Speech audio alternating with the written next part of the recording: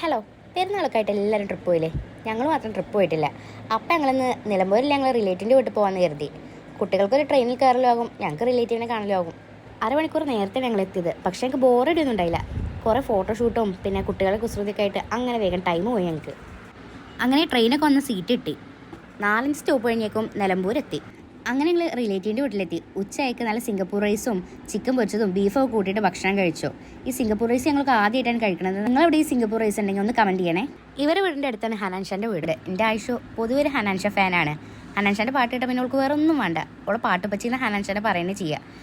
ഹനാൻഷാനെ കാണാൻ പറ്റില്ല, വീടെങ്കിലും ആയിഷുവിനും കാണിച്ചു കൊടുക്കാമല്ലോ കരുതി. അപ്പോൾ അതാ ഹനാൻഷാ വീട്ടിൽ നിൽക്കണു. ഞങ്ങളൊന്നും നോക്കില്ല, വേഗം ചാടി ഇറങ്ങി.